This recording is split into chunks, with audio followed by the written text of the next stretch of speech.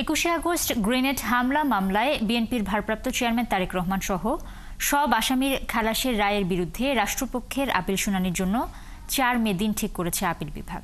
এদিকে সাবেক প্রধান বিচারপতি এবিএম খায়রুল হককে গ্রেপ্তার এবং বিচারের দাবি জানিয়েছে জাতীয়তাবাদী আইনজীবী ফোরাম। আরও জানাচ্ছেন সৈকত সাদিক।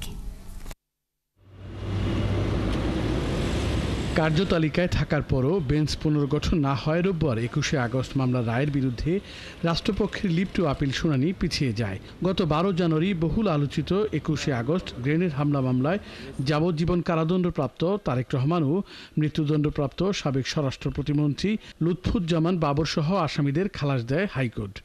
রায়ের পর্যবেক্ষণে হাইকোর্ট জানায় বিচারিক আদালতে দেয়া রায় ছিল অবৈধ। এই রায়ের বিরুদ্ধেই লিপ্ট আপিল করেছিল রাষ্ট্রপক্ষ। এদিকে বিপুল পরিমাণ টাকা দিয়েও মালয়েশিয়া যেতে না পারা 17,777 জনের টাকা ফেরত দেওয়া ও এই ঘটনায় দায়ী এজেন্সির মালিকদের বিরুদ্ধে আইনগত কী ব্যবস্থা নেওয়া হয়েছে 27 আগস্টের মধ্যে তা জানানোর নির্দেশ দিয়েছে হাইকোর্ট। রাষ্ট্রের গুরুত্বপূর্ণ ব্যক্তিদের পদমর্যাদার ক্রম বা ওয়ারেন্ট অফ প্রেসিডেন্স নিয়ে আপিল বিভাগে রিভিউ শুনানি শুরু হয়েছে।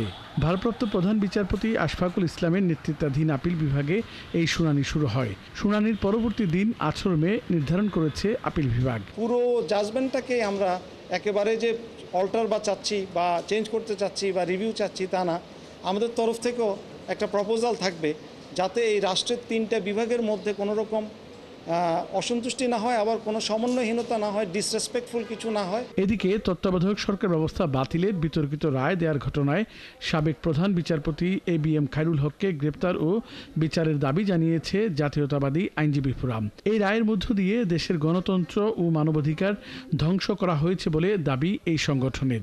বাংলাদেশের বিচার বিভাগ গণতন্ত্র ধ্বংসের মূল কারিগর সাবেক প্রধান বিচারপতি জনাব এবিএম খায়রুল হককে অবিলম্বে গ্রেপ্তার এবং বিচারের মুখোমুখি করতে হবে।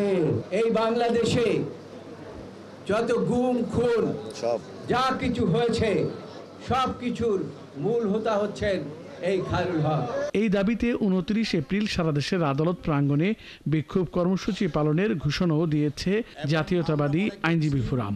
আইন মন্ত্রণালয় এবং স্বরাষ্ট্র মন্ত্রণালয় তারা যথাযথ দায়িত্ব পালন করছেন না বিধায় খায়রুল হক সাহেবকে এখনো আইনের আওতায় আনা হয়নি।